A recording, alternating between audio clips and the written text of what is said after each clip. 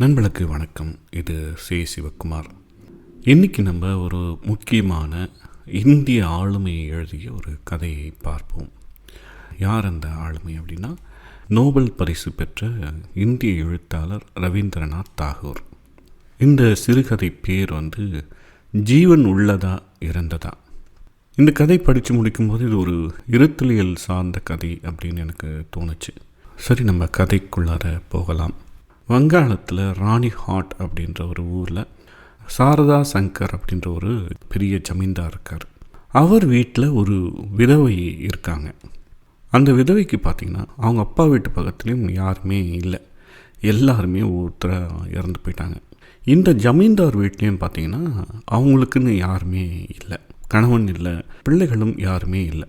அந்த விதவையோட மைத்துனர் தான் சாரதா சங்கர். அவர் தான் அந்த பெரிய ஜமீன்தார் குடும்பத்திற்கு குடும்பத் தலைவர். அவருடைய குழந்தை இவங்களுக்கு ரொம்பவே பிடிக்கும். அந்த குழந்தை பிறந்த போது அந்த குழந்தையோட அம்மா நோய்வாய்ப்பட்டுறாங்க. அதனால் அந்த குழந்தைய வளர்க்கும் பொறுப்பு இந்த விதவையான காதம்பினி கைக்கு வருது. காதம்பினி அந்த குழந்தையை வளர்க்கும் பொறுப்பை ஏற்றுக்கொள்வது மிக முக்கியமானது. அந்த குழந்தை மீது அவளுக்கு இருந்த அளவில்லாத அன்பு தான். அவளுக்கு அந்த குழந்தை மீது அளவற்ற அன்பு இருந்தாலும் மேற்கொண்டு எந்த உரிமையும் அந்த குழந்தை மீது அவள் பாராட்ட முடியாது. வெறும் அன்பை செலுத்துகின்ற உரிமை மட்டும்தான் உண்டு. குழந்தை மீதான தனது உண்மையான அன்பை ஆவணப்படுத்தி நிரூபிக்கவும் முடியாது. ஆனால் காதம்பனிக்கு அதை பற்றியெல்லாம் எந்த கவலையுமே இல்லை. இந்த குழந்தையும் அதன் மீதான அன்பும் எந்த பிடிப்பும் இல்லாத நமக்கு தெய்வம் கருணையோடு தந்த புதையல் அப்படின்னு காமினி நினைக்கிறாங்க. ஒரு பக்கம் குழந்தை மீது அளவில்லாத அன்பை காட்டக்கூடிய வாய்ப்பு, இன்னொன்று அந்த குழந்தையை பார்த்துக்கிறதுனாலேயே அந்த வீட்டில் அவங்களுக்கு ஒரு சின்ன இடமும் சின்ன அங்கீகாரமும் கிடைக்கிறதுனால இந்த வாய்ப்பு அப்படிங்கிறது ஒரு தெய்வம் தந்த புதையல் அப்படின்னே காமினி நினைக்கிறாங்க. அப்படி குழந்தையை சீராட்டி தாளாட்டி கொஞ்சம் மகிழ்ச்சியோடு அந்த வீட்டில் அந்த காமினி அப்படின்ற விதவை இருக்காங்க. ஆனால் அந்த மென்மையான மார்புக்குள் அன்பால் மட்டுமே நிறைந்த உயிருள்ள இதய கால கடிகாரம் அந்த இரவு ஏங்காமல் நின்று போனது. ஆம், காதம்பினி இறந்து விட்டாள். காமினிக்கு அந்த குழந்தையை தவிர அவளுக்காக அழ அந்த வீட்டில் யார் இருக்கிறார்கள்? யாருமே கவலை கொள்ளாமல், யாருமே கூடி அழாமல் இறந்து போனவர்களுக்கு எதற்கு பெரிய பெரிய சடங்குகள்? அந்த ஜமீன்தாரில் வேலை செய்து கொண்டிருந்த 4 பிராமண ஊழியர்கள் அந்த சடலத்தை யாருக்கும் தெரியாமல் எரித்து விடலாம் என்று அந்த ஊரில் இருந்து தொலைதூரத்தில் இருந்த மயானத்திற்கு எடுத்து செல்கிறார்கள். அந்த மயானத்துக்கு பக்கத்தில் ஒரு குளம் இருந்தது, ஒரு சின்ன குடிசையும் இருந்தது. முன்னொரு காலத்தில் அந்த குளம் இருந்த இடத்துல ஒரு பெரிய நதி ஓடிட்டு இருந்தது. காலப்போக்கில் அந்த நதியும் வற்றி போனது. அந்த வற்றி போன வழித்தடத்தை கண்டறிந்து அங்கு ஒரு பெரிய குளத்தை கிராம மக்கள் வெட்டி வைக்கிறாங்க. மயானத்தில் சடங்குகள் செய்ய அது ஒரு புனிதமான ஒரு ஆறு போல பாவிக்கப்பட்டு அந்த கிராம மக்களால் பயன்படுத்தப்பட்டு வந்தது. அந்த குளத்து பக்கத்துலேயே ஒரு பெரிய ஆலமரம் ஒன்று இருந்தது. ஆலமரத்தில் வெவ்வேறு பறவை ஒலிகள் கேட்க ஆரம்பித்தது. 4 ஊழிய பிராமணர்களும் அந்த சடலத்தை தூக்க முடியாமல் தூக்கி அந்த குடிசைக்குள்ளார வைக்கிறாங்க. குடிசைக்குள்ளார வச்சுட்டு விறகு வரட்டும், எரியூட்டிடலாம் அப்படின்னு சொல்லிட்டு காத்திருக்கிறாங்க. காத்திருந்து ரொம்ப நேரம் ஆயிடுச்சு. அந்தி சாய்ந்து கொஞ்சம் கொஞ்சமாக இருட்டவும் ஆரம்பிச்சிருச்சு. என்ன இது இவ்வளோ நேரம் ஆகுது, எங்கே விறகு யாருமே கொண்டு வரல அப்படின்னு சொல்லிட்டு அந்த 4 பேரில் நிதாய் மற்றும் குருசரன் இருவரும் எழுந்து, சரி நாங்கள் போய் விறகு வருதா அப்படின்னு பார்த்துட்டு வரோம் அப்படின்னு சொல்லிட்டு 2 பேரும் அந்த குடிசையிலேருந்து வெளியே வந்த வழியே திரும்பி போக ஆரம்பிக்கிறாங்க. வெளியில் பார்த்தீங்கன்னா அந்த ஆலமரத்தில் கேட்டுட்டு இருந்த பறவை ஒளியெல்லாம் கொஞ்சம் கொஞ்சமாக அடங்க ஆரம்பிக்குது. அந்தி அடங்கி வானத்தில் அந்தியோட சிவப்பு கொஞ்சம் கொஞ்சமாக மாறி கருமையான மழை மேகங்கள் சூழ ஆரம்பித்து மழைத்தூறல் போட ஆரம்பிச்சது. அவங்க சடலத்தை வைத்திருந்த குடிசைக்குள்ளார கொஞ்சம் கொஞ்சமாக இருள் சூழ ஆரம்பிச்சது. இருள் சூழ குடிசைக்குள்ளார உட்காண்டிருந்த இருவருக்கும் பயம் உருவாக ஆரம்பிச்சது. மயானம், அமைதியான குளம், பெரிய ஆலமரம், ஒரு சின்ன குடிசை, மற்ற சத்தங்களெல்லாம் அடங்கி சிறு தூறல் சத்தம் மட்டும் அந்த குடிசையை சூழ்ந்து கேட்கிறது. இருள் ஒரு பக்கம், மழை சத்தம் ஒரு பக்கம். ஊரை விட்டு கொஞ்சம் தூரத்தில் இருக்க இந்த மயானத்தை பற்றி ஊரில் நிறைய கதைகள் இருக்குது. இவங்க 2 பேருக்குமே பயம் கொஞ்சம் கொஞ்சமாக சூழ ஆரம்பிக்குது. அந்த 2 பேரில் ஒருத்தன் கேட்குறான், அண்ணா வத்திப்பட்டி இருக்குங்களா? விளக்கு கூட எடுத்துகிட்டு வரல, வத்திப்பட்டி கொஞ்சம் கொளுத்துங்களேன் அப்படின்னு. எந்த சத்தமும் இல்லை. எதிரில் ஆள் இருக்கா இல்லையான்னு கூட அவனுக்கு கொஞ்சம் பயம் ஆயிடுச்சு. அண்ணே அண்ணே அப்படின்னு கூப்பிடுவோன்னே, இங்கே தாண்டா இருக்கேன் சொல்லு. இல்லைண்ணே கொஞ்சம் பயமாக இருக்குது, வத்தி போட்டு இருந்தால் கொஞ்சம் கொளுத்துங்களேன், கொஞ்சம் கொளுத்தி வெளிச்சம் காமிங்களேன் அப்படின்னு சொன்னோடனே பக்கத்தில் இருந்தவன் வத்தி புட்டி எடுத்து கொளுத்த ஆரம்பிக்கிறான். வத்தி குச்சி ஈரத்தில் பற்ற மாட்டேங்குது. சரக்கு சரக்குன்னு ஒரு சத்தம் தான் வருது. என்னண்ணே? இல்லைடா வத்தி குச்சி பற்ற மாட்டேங்குது. புகையில் இருக்கா? இல்லைண்ணே, வர்ற அவசரத்தில் எதுவுமே கொண்டு வரல. மழைக்கு கொஞ்சம் புகையில் இருந்தால் நல்லா தான் இருக்கும். நான் வேணா போயிட்டு புகையில் பீடு கட்டு விளக்கு அப்புறம் இந்த விறகுக்கு போன ஆளுங்க அவனுங்க வரல, இதெல்லாம் போய் பார்த்துட்டு வரட்டுமா? சுருக்கா போயிட்டு ஓடி வந்துடுவேன். என்ன சொல்கிறீங்க? நீ போயிடு, இந்த பணத்து கூட நான் மட்டும் தனியாக அந்த இருட்டில் உட்காந்துட்டுருமா? சும்மாறான் இவன் வேற தொணன்னு அப்படின்னு சலிச்சுக்கிட்டே 2 பேரும் உட்காந்துட்ருக்காங்க. அந்த இருட்டுக்குள்ளார ஒரு 5 நிமிஷம் கடந்து போகிறது அப்படிங்கிறது ஒரு 1 மணி நேரம் கடந்து போன மாதிரி ஆயிடுச்சு 2 பேருக்கும். இப்போ மழை சத்தமும் அடங்கி குளத்தில் இருந்து தவளைகளும் வெட்டுக்கிளிகளும் மாறி மாறி கத்துற ஒரு சத்தம் கேட்க ஆரம்பிச்சிருச்சு. கொஞ்சம் ஈரக்காற்றும் அடிக்க ஆரம்பித்த உடனே ஆலமரத்துலேருந்து சலசலன்னு சத்தம் வர ஆரம்பிக்குது. அந்த நேரத்தில் லேசாக அந்த சடலம் அசைற மாதிரி உங்களுக்கு தோணுது. அண்ணே அண்ணே அண்ணே அசைகிற மாதிரி இருக்குண்ணே.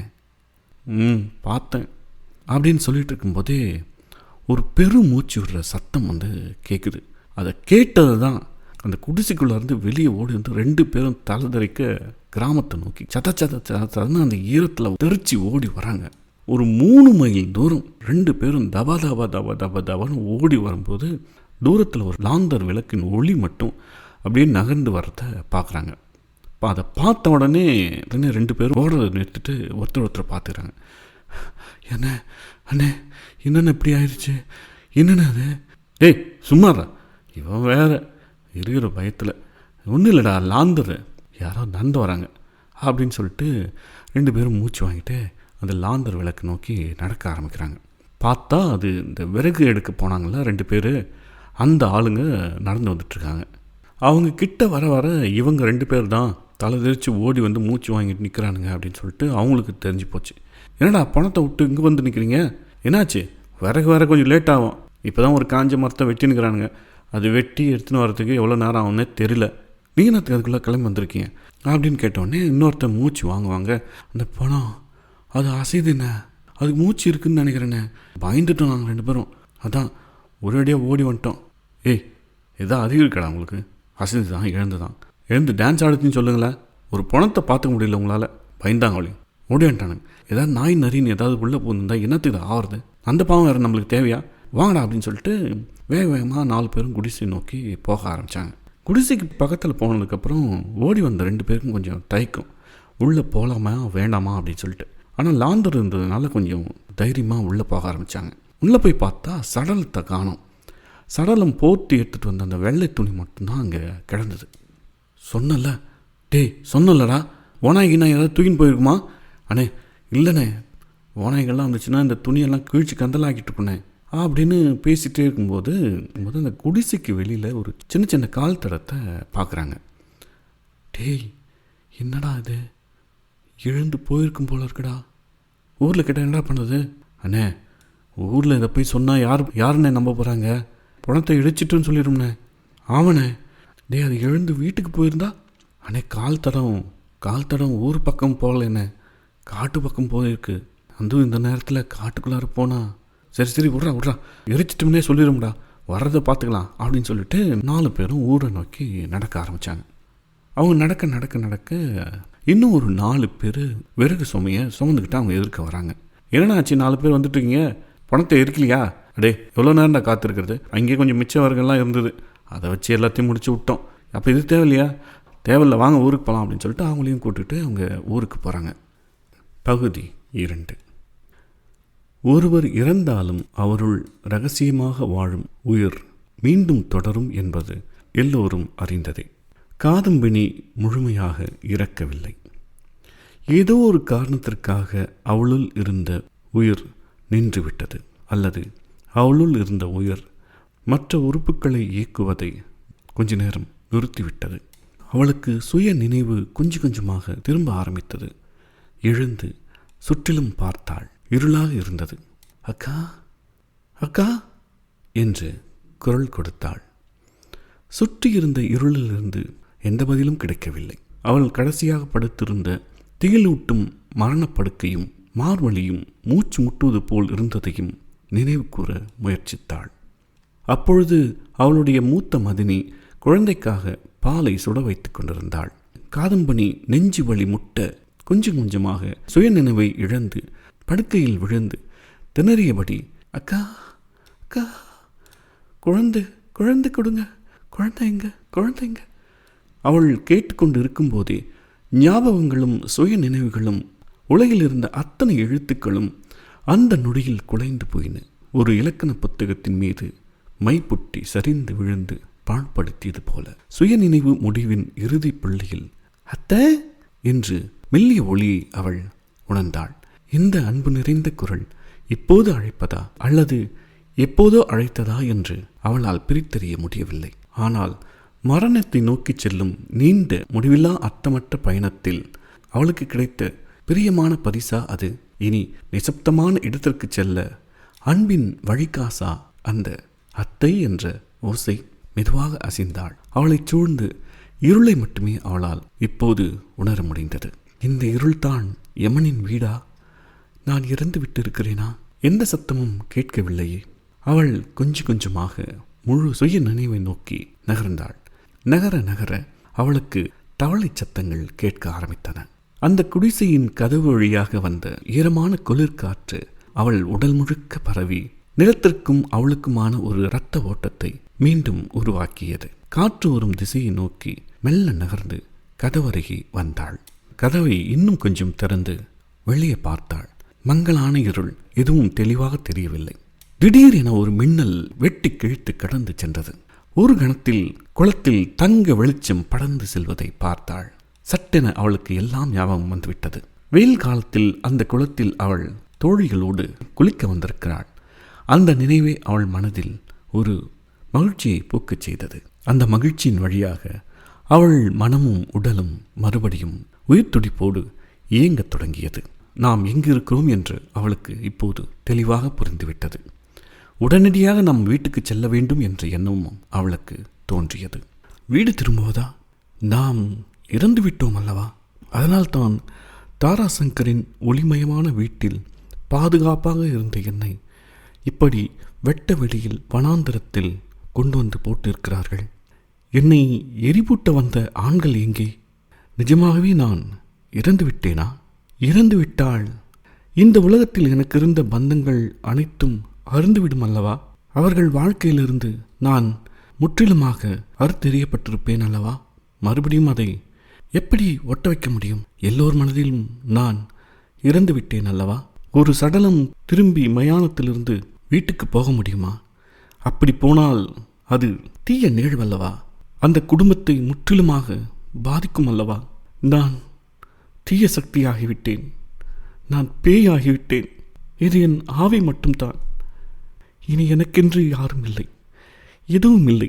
இந்த உலகத்துடன் எனக்கென்று எந்த பந்தமும் இல்லை, யாரும் இல்லை.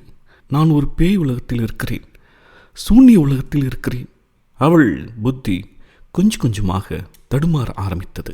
அடுத்து என்ன செய்வது என்று புரியவே இல்லை. தான் ஒரு பெண் தானா, ஒரு மானுடன் தானா? கடுமையான குழப்பத்தில் ஆழ்ந்தாள்.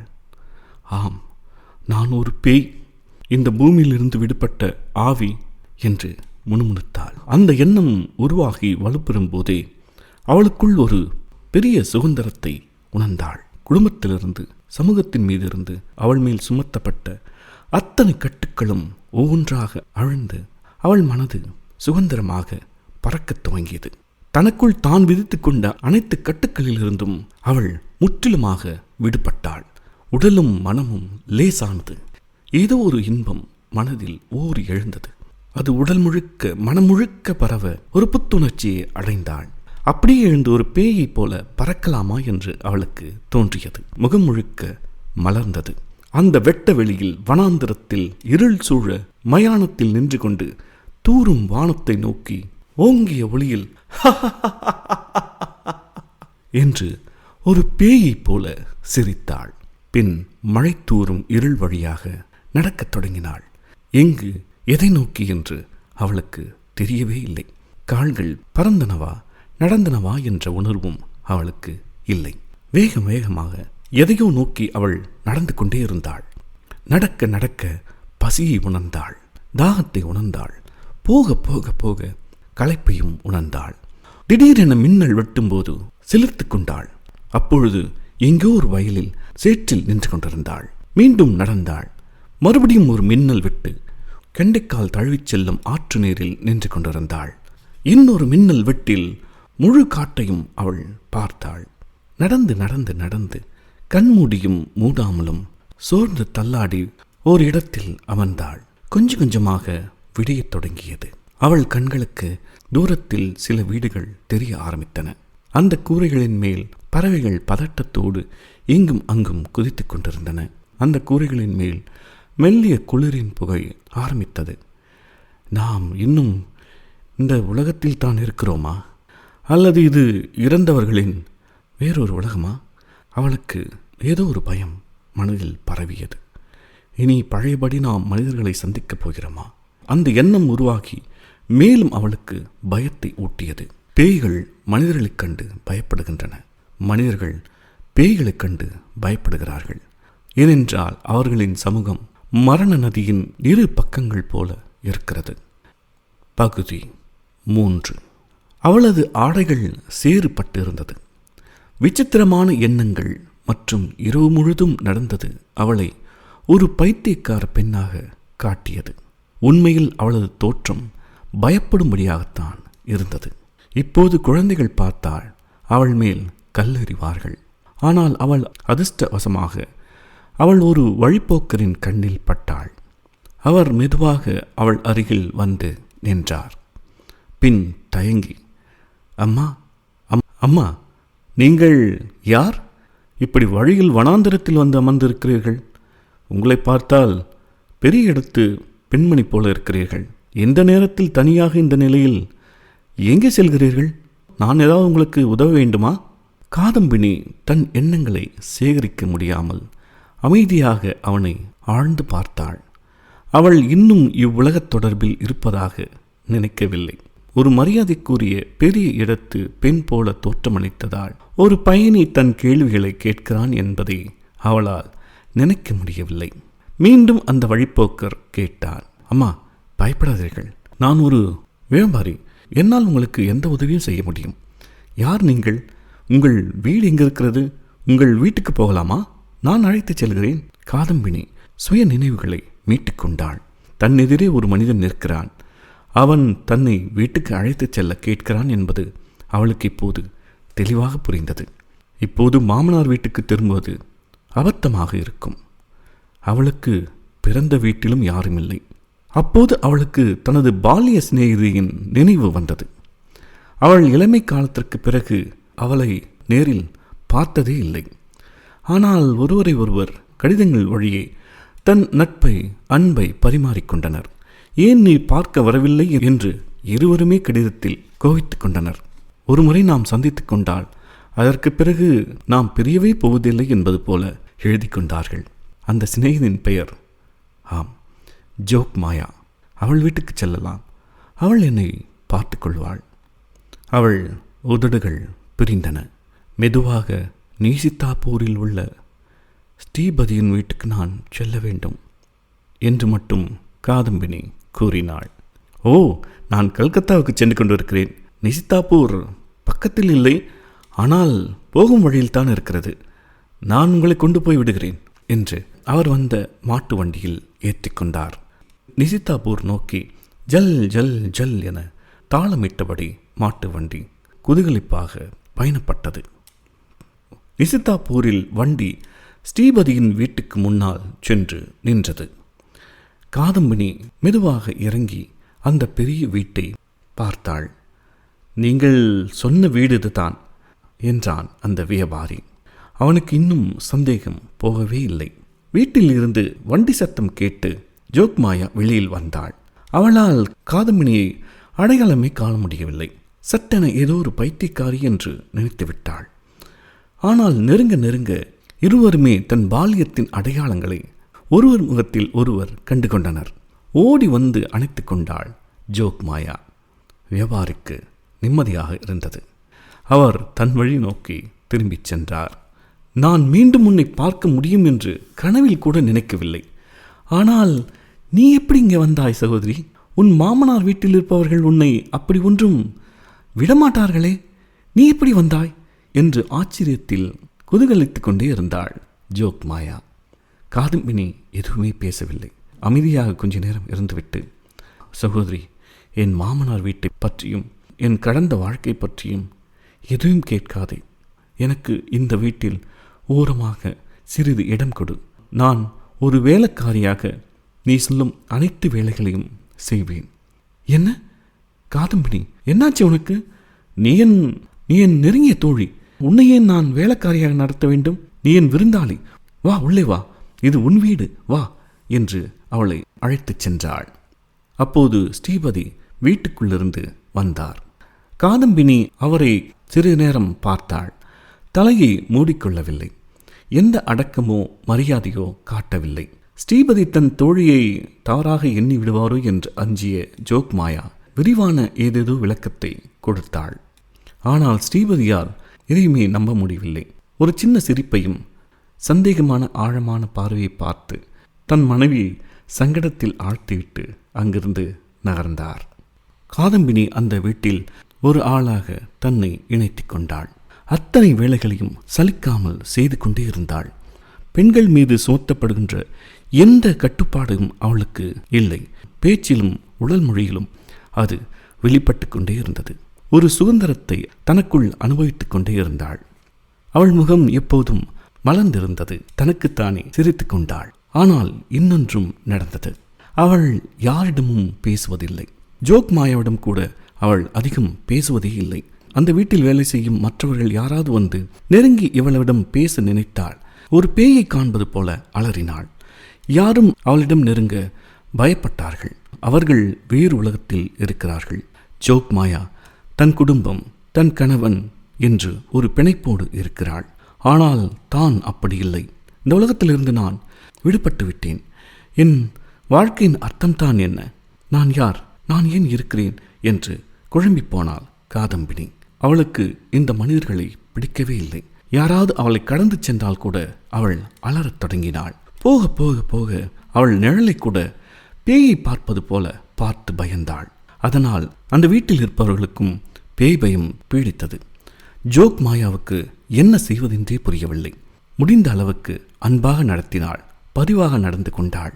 ஆனால் போக போக போக அவள் மனதிலும் நிறைய சங்கடங்கள் உருவாக ஆரம்பித்தன. ஒரு நாள் இரவு அனைவரும் தூங்கிவிட்ட பிறகு காதம்பினி எழுந்து அமர்ந்தாள். அவள் கண்களில் கண்ணீர் கொட்டிக்கொண்டே இருந்தது. எதையோ பார்த்து அவள் நடுங்கிக் கொண்டே இருந்தாள். திடீரென எழுந்து ஓடிச் சென்று ஸ்ரீபதியும் ஜோக்மாயாவும் இருக்கும் அறையை தடதட தடவென தட்டினாள். அவசரமாக வாரி சுருட்டிக் கொண்டு எழுந்து கதவை திறந்த ஜோக்மாயாவுக்கு அதிர்ச்சி. ஒரு பேயைப் போல காதம்பணி அங்கே நின்று கொண்டிருந்தாள். ஸ்ரீபதி மெதுவாக எழுந்து வெளியே வந்தார். இருவரையும் பார்த்து கைகூப்பி காதம்பினி அழத் தொடங்கினாள். என்னை தனியே விடாதீர்கள், என்னை தனியே விட்டு விடாதீர்கள். எனக்கு தனிமை பயத்தை கொடுக்கிறது. என்னை சுற்றி என்ன நடக்கிறது என்றே எனக்கு தெரியவில்லை. இந்த அறையில் ஒரு மூலையில் உங்கள் காலடியில் ஒரு சின்ன இடத்தை கொடுங்கள், நான் இப்படியே இருந்து விடுகிறேன் என்று கைகூப்பிக் கொண்டே அப்படியே முழந்தாளிட்டு அமர்ந்து அழத் தொடங்கினாள். ஜோக்மாயாவுக்கு கோபமாக வந்தது. ஆனால் ஸ்ரீபதிக்கு அவள் மேல் பரிவு உண்டாயிற்று.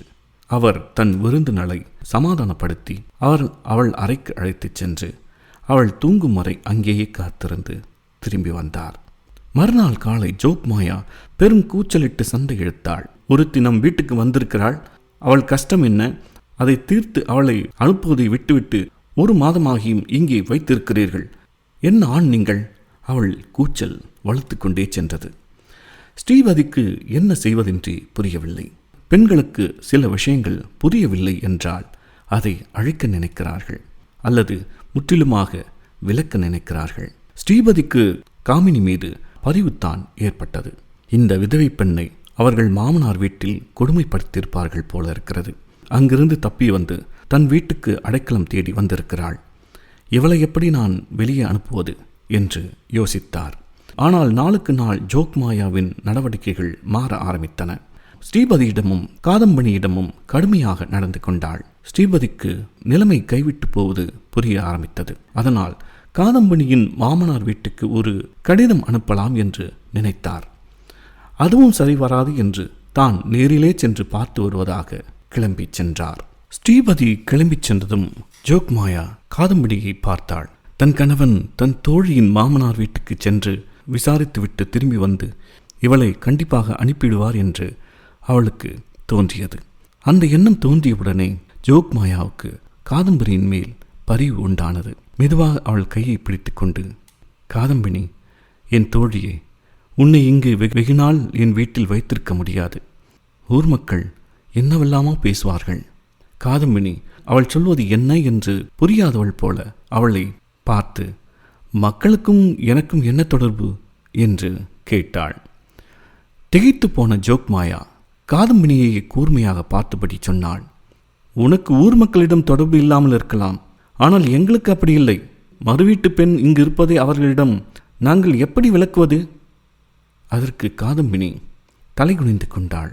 சற்று நேரம் யோசித்துவிட்டு, என் மாமனார் வீடு எங்கே இருக்கிறது என்றாள். என்ன? இல்லை, என் மாமனார் வீடு எங்கே இருக்கிறது? ஜோக்மாயாவே சற்று குழம்பி போனாள். காதம்பனி தொடர்ந்தாள், உனக்கும் எனக்கும் என்ன தொடர்பு இருக்கிறது? நான் எந்த உலகத்தவளா? நீ சிரிக்கிறாய், அழுகிறாய், அன்பு செய்கிறாய், எல்லாமே உன் கட்டுப்பாட்டில் இருக்கிறது. ஆனால் எனக்கு என் எந்த உணர்வுகள் மீதும் கட்டுப்பாடு இல்லை. நான் வெறுமனே உங்களை பார்க்கிறேன். நீ ஒரு மனித ஜென்மம், ஆனால் நான் வெறும் நிழல் மட்டுமே. கடவுள் ஏன் என்னை நீ வாழும் உலகில் வைத்திருக்கிறார் என்று எனக்கு புரியவே இல்லை. அவளது பார்வையும் பேச்சும் விசித்திரமாக இருப்பதைக் கண்டு ஜோக்மாயாவுக்கு என்ன செய்வதென்றே தெரியவில்லை.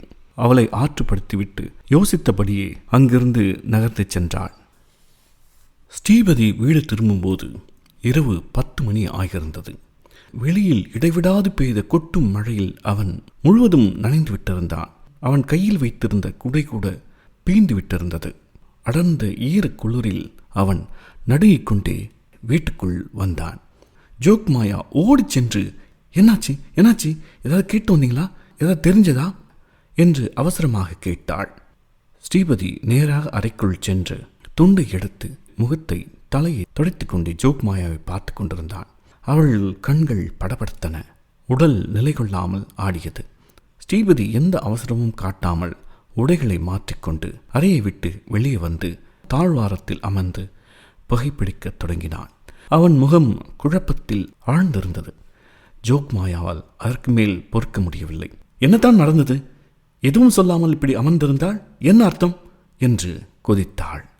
ஸ்ரீபதி அவளை அருகே அழைத்து தன்னுடன் அமரச் செய்தான். இப்போ காதம்பனின்னு வந்திருக்கிற இந்த பொண்ணு உன்னோட தோழி இல்லை, வேற யாரோ. ஜோக்மாயாவுக்கு அந்த பதில் பெரும் ஏமாற்றத்தை தந்தது. என்ன வளர்றீங்க? இதுதான் நீங்கள் போய் கஷ்டப்பட்டு கண்டுபிடிச்ச விஷயமா? அவள் என்னோட தோழி தான். சின்ன வயசுலேருந்தே நாங்கள் ஒன்றா தான் வளர்ந்தோம். எனக்கு தெரியாதா புதுசாக ஏதோ கண்டுபிடிச்ச மாதிரி? இல்லை, நான் உங்கள் ஊரில் தீர விசாரிச்சிட்டேன். ஒவ்வொருத்தரும் சொன்ன விஷயம் அதுதான். உன்னோட தோழி காதம்பினி இறந்து போயிட்டா. இப்போ வந்திருக்கிறது வேற யாரோ, காதம்பினி கிடையாது. என்னங்க பைத்தியக்காரத்தம்மா சொல்கிறீங்க? நான் உங்களை லெட்டர் தானே போட சொன்னேன். உங்களை யார் நேரில் போய் பார்க்க சொன்னது? இதுதான் கண்டதை கேட்டுட்டு வந்து குழப்பி என்று நொடித்தாள் ஜோக்மாயா. அவர்களுக்குள் பெரும் விவாதம் எழுந்தது. குரல்கள் உயர்ந்தன, சத்தம் அதிகமானது. தூங்கிக் கொண்டிருந்த காதம்பினி தூக்கம் களைந்தாள். வெளியே பெரும் இடியும் மழையும் பெய்து கொண்டிருந்தது. அவர்கள் 1 மணி வரை பூசலிட்டார்கள். ஜோக்மாதா விதவிதமாக ஸ்ரீபதியை குற்றம் கூறினாள். ஸ்ரீபதி உனக்கு அறிவே இல்லை என்று ஒரு கட்டத்தில் ஜோக்மாயாவை திட்டினார். தான் அப்படி சொன்னது தவறும் என்றும் உணர்ந்தார். பெண்களுக்கு அறிவில்லை என்றாலும் அறிவு இல்லை என்று எந்த அறிவுள்ள ஆணும் திட்டமாட்டான் என்று நினைத்து கொண்டார். இறுதியாக ஜோக்மாயா, இவ்வளவு பேசுகிறீங்களே, அவ என்னைக்கு இறந்து போனான்னு அந்த தேதியை கேட்டு வந்தீங்களா? அப்போ சொல்லுங்க, எனக்கு அவ தொடர்ந்து லெட்டர் போட்டுகிட்டே தான் இருக்கா, அதை வச்சு நான் கண்டுபிடிக்கிறேன் என்றாள். அவர் தேதியை சொன்னார். மறுநாள் தான் காதம்பினி சரியாக அவர்கள் வீட்டுக்கு வந்திருந்தாள். ஜோக்மாயாவுக்கு இதயம் நடுங்கத் தொடங்கியது. குளிரில் உடலும் சேர்ந்து நடுங்கியது. பக்கத்தில் இருந்த விளக்கும் அணைந்து போனது. முழு இருள் அவர்களை சூழ்ந்தது. மழையினூடே ஒரு பெரும் மின்னல், தொடர்ந்து இடி முழக்கம். மின்னல் வெளிச்சத்தில் காதம்பினியின் பேய் உருவத்தை ஜோக்மாயா பார்த்தாள். அப்படியே மயங்கி சரிந்து விழுந்தாள். காதம்பினி அதுவரை அவர்கள் சண்டையிட்டு பேசிக்கொண்டதை கேட்டுக்கொண்டு தான் இருந்தாள். இருள் சூழ்ந்த அடர்ந்த மழையினூடாகவே அந்த வீட்டை விட்டு அவள் மெதுவாக இறங்கி வெளியே சென்றாள். ஸ்ரீபதி ஜோக்மாயாவின் மயக்கத்தை தெளிவு வைக்கவே முயற்சி செய்து கொண்டிருந்தான். காதம்பினி வீட்டை விட்டு இறங்கிச் செல்வதை அவன் கவனிக்கவே இல்லை. காதம்பினி எங்கு செல்கிறாள் என்று அவளுக்கு தெரியவில்லை. அவள் தொடர்ந்து நடந்து கொண்டே இருந்தாள். பகலா இரவா என்று தெரியாத அடர்ந்த மழையில் நனைந்து கொண்டே அவள் மெதுவாக நடந்து கொண்டிருந்தாள். பசியால் களைத்து போய் ஒரு மண்டபத்தில் நாள் முழுக்க அமர்ந்திருந்தாள். பின் இரவு எழுந்து நடக்கத் தொடங்கினாள். மறுநாள் மழை குறைந்து மெல்லிய வெளிச்சம் தோன்றியது. அவள் தன் மாமனார் வீட்டு முன் நின்று கொண்டிருந்தாள். அவள் உடல் நனைந்து நைந்து குறுகி போய் இருந்தது. தலையில் முக்காடு போட்டு இருந்தாள். யாருமே அவளை கவனிக்கவில்லை. ஏதோ ஒரு வேலைக்காரி வீட்டினுள் செல்வதாகவே நினைத்து கொண்டார்கள். அவளுடைய மைத்துனி அந்த காலை வேளையிலும் சீட்டு விளையாடிக் கொண்டும் சிரித்து அரட்டை அடித்துக் கொண்டும் இருந்தாள். காதம்பினி நேராக தான் வளர்த்த குழந்தை இருக்கும் அறைக்குள் சென்றாள். குழந்தை அங்கே படுத்திருந்தான். அவன் வாயில் அத்தை அத்தை என்று ஒரு அனத்தல். காதம்பினி அருகில் சென்றதும், அத்தை எனக்கு தாகமா இருக்கு, தண்ணி என்றான் குழந்தை. காதம்பினிக்கு உடலெல்லாம் மேலும் நடுங்கத் தொடங்கியது. அருகில் இருந்த தண்ணீரை அவன் கையில் வைத்தாள். அவன் கைப்போக்கில் அதை குடித்தான். அத்தை நீ வந்துட்டியா அத்தை என்று அவன் அரை மயக்கத்தில் உளறினான். அப்படியே அள்ளி எடுத்து காதம்பரி அவனை அணைத்து கொண்டாள். அத்தனை பேரும் நான் இறந்து விட்டதாக நினைத்தார்கள். நானும் கூட என்னை இறந்து விட்டதாக நினைத்தேன். ஆனால் நான் உயிரோடு தான் இருக்கிறேன். நான் உயிரோடு தான் இருக்கிறேன். என் குழந்தை என்னை அடையாளம் கண்டுவிட்டது. எனக்கு இது போதும். நான் உயிரோடு தான் இருக்கிறேன் என்று அவள் கண்கள் முழுக்க நிறைந்து கண்ணீர் சொட்டு சொட்டாக அந்த குழந்தை முகத்தில் விழுந்தது. எல்லாம் அவளுக்கு தெளிந்து வந்தது. அவள் வளர்த்த குழந்தை, அவள் புழங்கிய அந்த அறை, அவள் பயன்படுத்திய அத்தனை பொருட்களும் கொஞ்சம் கொஞ்சமாக அவளுக்கு நினைவு வந்தது. ஆம், நான் இறக்கவில்லை, நான் உயிரோடு தான் இருக்கிறேன் என்று அவள் மனம் மகிழ்ச்சியில் கூத்தாடியது, குதூகலித்தது. குழந்தை அவள் கண்ணீர் பட்டு மெதுவாக கண் விழித்து, அத்தை நீ இறந்து போலையா, நீ இருக்கியா அத்தை என்று மாறி மாறி அவளுக்கு முத்தமிட்டது. அவள் தன் இருத்தலை உணர்ந்தாள், சிரித்து கண்டாள், மகிழ்ச்சியில் திளைத்தாள். அந்த திளைப்பை உடைக்கும் வகையில் வேலைக்காரி ஒருத்தி அவளை பார்த்துவிட்டு கையில் இருந்த சூடான பாலை அப்படியே கைவிட்டு தரையில் சரிந்து விழுந்தாள். அந்த சத்தத்தை கேட்டு அந்த வீட்டின் எஜமானி சாரதா சங்கரின் மனைவி சீட்டுக்கட்டுகள் எல்லாம் தூக்கி போட்டுவிட்டு ஓடி அங்கே வந்தாள். அதிர்ச்சியில் அப்படியே உறைந்து நின்று விட்டாள். ஐயோ குழந்தை என்று அப்படியே மயங்கி அவளும் சரிந்தாள். மேலும் அங்கு வேலை செய்த சிலர் கூடிவிட்டனர். அவர்களும் நடுங்கிக் கொண்டிருந்தனர். எங்கிருந்தோ வந்த சாரதா சங்கர் என்ன நடக்கிறது என்று அந்த அறைக்கு வந்தார். காதம்பினி குழந்தையை எடுத்து மார்போடு அணைத்து நெற்றியிலும் கன்னத்திலும் முத்தம் கொடுத்து மகிழ்ந்து கொண்டிருந்தாள். ஐயோ என்று சாரதா சங்கர் அலறினான். ஏன் இப்போது உன் மாயையை கலைத்தாய்? ஏன் என் குழந்தைக்கு உன் உருவத்தை காண்பித்தாய்? நீ இறந்ததிலிருந்து அவன் அத்தை அத்தை என்று அழுது புலம்பி ஜுரத்தில் கிடக்கிறான்.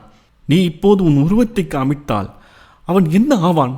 ஈமச் சடங்குகளை எல்லாம் நாங்கள் முறையாக செய்து விடுகிறோம். மறைந்துவிடு, இங்கிருந்து மறைந்துவிடு தயவு செய்து என்று கெஞ்சிலுமாக அதட்டலுமாக அவளை நெருங்கினான். காதம்பினி குழந்தையை படுக்கையில் கிடத்திவிட்டு, நான் இறந்து போகவில்லை, என்னை நம்புங்கள், தயவு செய்து என்னை நம்புங்கள், என்னை ஏற்றுக்கொள்ளுங்கள் என்று கை தொழுது மண்டியிட்டாள். சாரதா சங்கர் அதை நம்பவே இல்லை. அவனும் கைகூப்பி அழத் தொடங்கினான். எங்களை விட்டுவிடு, நீ இறந்து விட்டாய். எங்களுக்கு நன்றாக தெரியும், நீ இறந்து விட்டாய். அதை நம்பு. உனக்கு எல்லா சடங்குகளும் முறையாக நாங்கள் செய்கிறோம். இப்போது போய்விடு. என் மகனை கொன்று விடாதே என்றான். அந்த சொல் தாழாமல் வேகமாக அந்த அறையை விட்டு காதம்பினி வெளியேறினாள். பின்கட்டுக்கு ஓடிச் சென்றாள். துப் என்ற சத்தம் சாரா சங்கருக்கு கேட்டது. ஆம், காதம்பினி பின்னால் இருந்த கிணத்தில் குதித்து விட்டாள். தான் இறந்து தான் இறக்கவில்லை என்பதை அனைவருக்கும் நிரூபித்தாள் காதம்பினி. முற்றம். ரவீந்திரநாத் தாகூர் எழுதிய ஜீவன் உள்ளதா இறந்ததா சிறுகதை வாசித்தது சி. சிவகுமார். நன்றி நண்பர்களே.